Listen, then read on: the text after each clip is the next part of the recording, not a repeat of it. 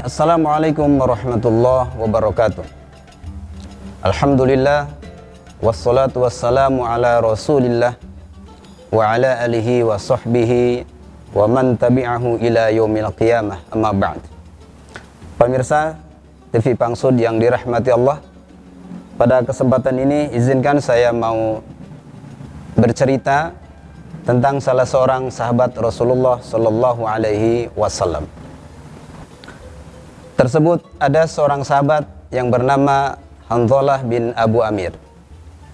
Beliau dari suku Aus Al-Ansari, yakni orang Ansor, sahabat yang muda yang menjadi sahabat yang dekat dengan Rasulullah Sallallahu Alaihi Wasallam. Ada kisah yang menarik tentang Hanzalah. Kejadian ini yaitu ketika Rasulullah hendak mengadakan perang Uhud. Perang Uhud terjadi pada tahun ketiga Hijriah dan di bulan Syawal, tepatnya tanggal 7 bulan Syawal. Motifnya yaitu balas dendam orang kafir Quraisy terhadap kaum muslimin di Madinah, karena tahun yang lalu, tahun 3 Hijriah, kaum muslimin bisa menaklukkan, mengalahkan peperangan dalam pertempuran di Bukit Badar, sehingga kaum kafir Quraisy mengadakan balas dendam. Kaum kafir Quraisy telah menyiapkan sebanyak 3.000 pasukan. Kaum muslimin saat itu hanya bisa mengumpulkan 1.000 pasukan. Berangkatlah Rasulullah Shallallahu Alaihi Wasallam di hari Sabtu tanggal 7 Syawal tahun 3 Hijriah menyambut tantangan kaum kafir Quraisy. Namun para hadirin, apa yang terjadi? Dari 1.000 pasukan ternyata di perjalanan 300 orang membelot pulang lagi ke Madinah dengan berbagai alasan. Dialah orang-orang munafik. Ada salah seorang sahabat Rasulullah, yakni Hanzalah. Hanzalah hari Jumatnya baru menikah dengan seorang wanita yang cantik jelita, namanya Jamilah bin Abdullah bin Ubay. Kita tahu sendiri bagaimana kalau seorang habis menikah, tentunya ceritanya berbulan madu begitu. Dia bulan madu satu malam, dan dalam kondisi berbulan madu Rasulullah Shallallahu Alaihi Wasallam menyerukan untuk jihad, pergi menyongsong tantangan orang-orang kafir Quraisy, yakni di Bukit Uhud. Berangkatlah pasukan Rasulullah. Tak tertinggal Hanzalah yang saat itu berada di kamar pengantin, sedang berbulan madu dengan istrinya. Begitu mendengar seruan berjihad, langsung dia keluar dari kamarnya, memakai pakaiannya, membawa pedangnya dan baju perangnya. Berangkatlah Hanzalah ke medan tempur. Singkat cerita, bertempurlah di sana. Awalnya kaum muslimin babak pertama bisa mengalahkan orang kafir Quraisy. Tapi ternyata apa yang terjadi?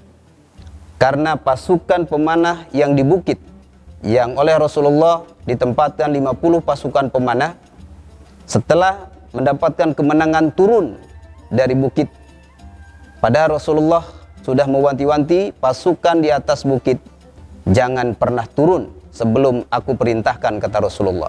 Karena rebutan ghanimah mereka turun. Orang kafir Quraisy lari, kalah. Ternyata Khalid bin Walid, seorang jenderal kafir Quraisy saat itu, belum masuk Islam, melihat kondisi kaum muslimin, pasukan yang di atas gunung sudah turun, maka beliau Khalid bin Walid langsung mutar arah dan kembali ke Bukit Uhud. Dari belakang bukit dia naik ke atas. Sekarang dia berada di atas gunung dan dihancurkanlah itu kaum muslimin dan terjadi kekacauan yang luar biasa. Saat itu Hanzalah seorang pemuda dengan gagah berani. Dia tidak kalah semangatnya seperti Hamzah bin Abi Thalib. Dia langsung mendekati Abu Sufyan, jenderalnya kafir Quraisy. Langsung dia tebaslah kaki kudanya dan jatuh, dan tersungkurlah kudanya, termasuk Abu Sufyan, jatuh terpelanting ke bawah. Tapi apa yang terjadi? Ternyata masih ada yang membela Abu Sufyan. Handolah saat itu ditikam dari belakang dan tembus di dadanya. Dan akhirnya Handolah syahid. Hadirin yang dirahmati Allah, ketika Rasulullah memeriksa jenazah-jenazah syuhada,